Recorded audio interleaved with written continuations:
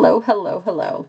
All right, so I'm here to share with you these customizable print and cut wine bottles that I've designed on today's Cricut short. All right, this actually goes with a project that I'm currently sharing on the YouTube channel of a trip that I took with my fam to the winery. So we went to Broken Spoke Winery. We were sipping memories in March of 2023.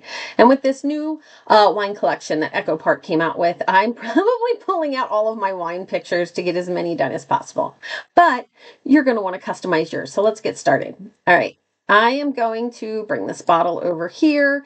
And I will say, I'm a big person on like copy, so you always have the original. So I'm going to go ahead and copy that. It's a personal choice, but you guys decide what you want to do.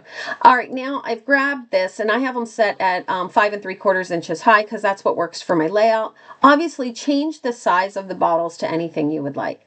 All right, I have hit the unflatten. Just show you that one more time. I have it unflattened here in the bottom right corner.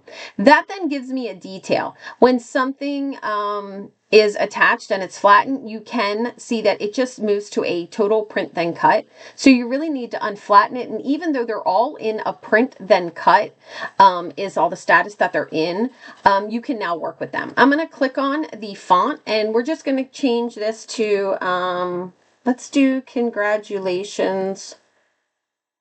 I hope I didn't type too fast on your wedding. I don't know if you guys have noticed, but Design Space does not like you typing fast anymore when we are doing our text. It's driving me a little bit nuts, but I'll get used to it. Okay, I can see that this is too big. You can adjust your font if you know the exact size you want by using this feature up here on the toolbar next to your font. This is some of your font features. The others will be found in Edit. If you drop down here, the Edit, you will see all of this available. We're not going to need that, so we're going to stick with this. Now I'm just going to adjust it though using the little side features. You can adjust this either way. Okay, there we go. Now I'm going to want to center my new font, but I only want to center it on my wine label or my wine bottle label. I don't want to center it between here and here. So what we're going to do is we're going to hit the text. We're going to hit Control and hold that down on our keyboard.